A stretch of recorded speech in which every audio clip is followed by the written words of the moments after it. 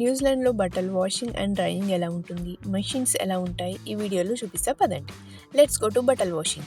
Hello all, నేను మీ Akhila. Welcome to my channel లామెనిస్ ఇన్ న్యూజిలాండ్. మరిన్ని వీడియోస్ కోసం ఫోన్ తీయండి, సబ్స్క్రైబ్ చేయండి.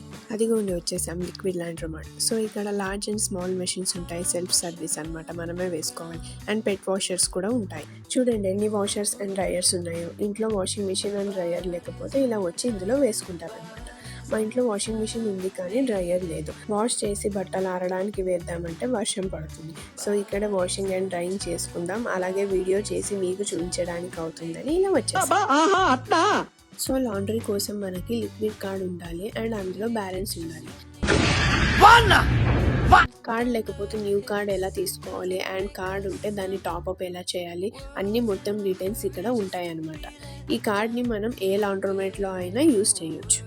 సో టాప్అప్ చేయడానికి ఏం చేయాలంటే ఫస్ట్ కార్డ్ని ఇక్కడ ప్లేస్ చేసి యాడ్ వాల్యూ దగ్గర ప్రెస్ చేయాలి. $10 అయితే 1 టైం, $20 అయితే 2 టైమ్స్ ప్రెస్ చేయాలి. తర్వాత ఎంటర్ ప్రెస్ చేసి మన ఏటీఎం కార్డ్ని ఇక్కడ ట్యాప్ చేయాలి. అంతే, టాప్అప్ అయిపోయింది.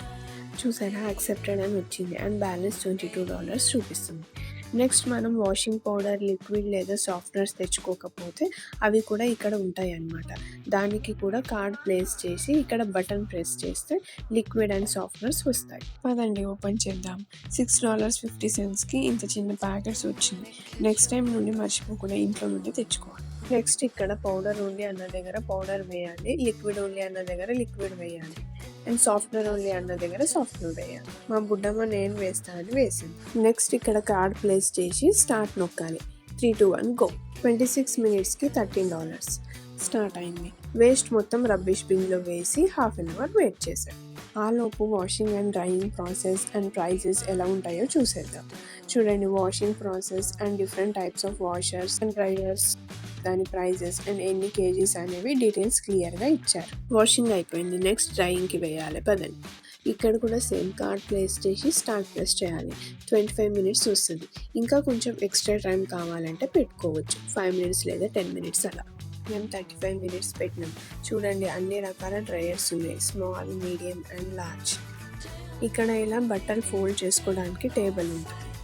బట్టలు చాలా హాట్ అవుతాయి, అలానే ఫోల్డ్ చేస్తే ఐరన్ కూడా అవసరం లేదు. మేమైతే డైరెక్ట్గా అందులో నుండి తీసుకొని వేసుకున్నాం.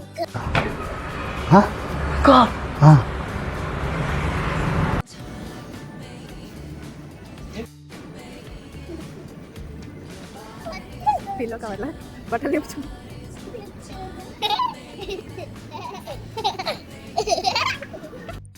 లోపల చూడండి ఎంత పెద్దగా ఉందో, ఒక మనిషి దూరొచ్చు అందులో.